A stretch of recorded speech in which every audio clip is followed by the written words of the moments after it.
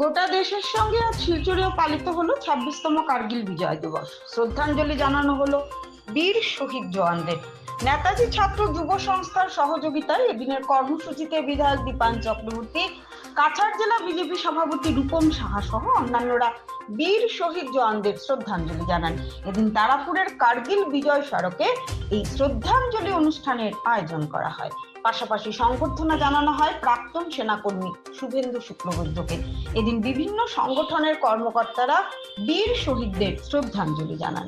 আমরা সবাই জানি যে আজকের দিন একটা বিশেষ গুরুত্বপূর্ণ দিন, যে দিনে আমরা বলবো যে ভারতবর্ষের ইতিহাস যদি দেখি তাহলে পাকিস্তানের সাথে সবচেয়ে বড় যুদ্ধ কার্গিল যুদ্ধ 1961 ইংরেজির পরে, আর 1999 ইংরেজির মে মাস থেকে শুরু করে জুলাই মাসের আজকের দিনে আমরা বিজয় লাভ করেছিলাম। এই যুদ্ধে ভারতবর্ষের সেনা যেভাবে সাহসিকতার সহিত প্রতিকূল পরিস্থিতির মধ্যে থেকে যুদ্ধের বিজয় লাভ এনে দিয়েছিলেন, সেটা স্মরণীয় হয়ে থাকবে। প্রাক্তন প্রধানমন্ত্রী প্রয়াত অটল বিহারী বাজপেয়ীর নেতৃত্বে প্রথমবারের মতো ভারতবর্ষ এই যুদ্ধ প্রদর্শন করেছিল। আমরা দেখেছিলাম যে পাকিস্তানকে শক্ত হাতে নিয়েছিলেন তদানীন্তন প্রধানমন্ত্রী অটল বিহারী বাজপেয়ী মহাশয়। পাকিস্তানের সেনাবাহিনী এই কার্গিল জেলায় যখন প্রবেশ করেছিল, এই খবর আসার সাথে সাথে মাননীয় প্রধানমন্ত্রীজি এই যুদ্ধ ঘোষণা করেন। আর এই যুদ্ধে আমরা দেখেছি যে ভারতবর্ষের মানুষের একটা অগাধ বিশ্বাস যে ভারত রাষ্ট্রকে, ভারত মাকে সুরক্ষিত রাখার জন্য যে পদক্ষেপ উনি নিয়েছিলেন তাকে দলমত নির্বিশেষে স্বাগত জানানো হয়েছিল। মানুষ সবাই জানে যে আজকের দিনটি আমাদের কাছে অনেক স্মরণীয় দিন। আমরা 1999 ইংরাজিতে তৎকালীন প্রধানমন্ত্রী মাননীয় অটল বিহারী বাজপেয়ীর নেতৃত্বে ভারতবর্ষের সরকার চলেছিল।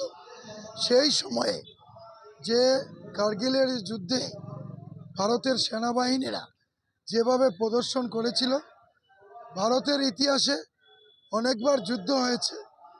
আমরা পূর্বতন সরকারে আমরা হেরেছিলাম, চীনের যুদ্ধে আমাদের পরাজিত হয়েছিল, কিন্তু আমরা যখন আমাদের প্রধানমন্ত্রী মাননীয় অটল বিহারী বাজপেয়ীর নেতৃত্বে যখন সরকার চলে, এই কার্গিল বিজয়ে আমরা স্থির করেছে আমাদের সরকার।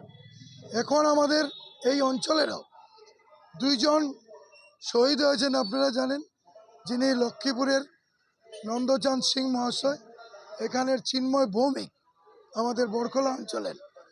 দুইজন এই বরাক উপত্যকারও সৈনিক যারা প্রাণ বিসর্জন করেছেন ভারতের সার্বভৌমত্ব, ভারতের অখণ্ডতা রক্ষার জন্য।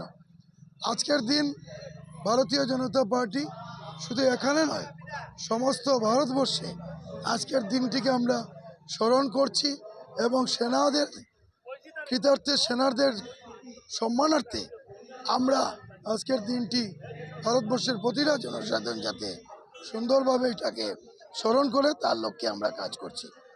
আর আপনারা জানেন কিছুদিন আগে আমরা পাকিস্তানের সঙ্গেও আমাদের নরেন্দ্র মোদী যেভাবে যুদ্ধ করে পাকিস্তানকে বিশ্বের কাছে ভিক্ষা চাওয়ার জন্য ব্যবস্থা করেছেন, তা এখানেই বোঝা যায় ভারতবর্ষ শক্তিশালী রাষ্ট্র, সমৃদ্ধশালী রাষ্ট্র।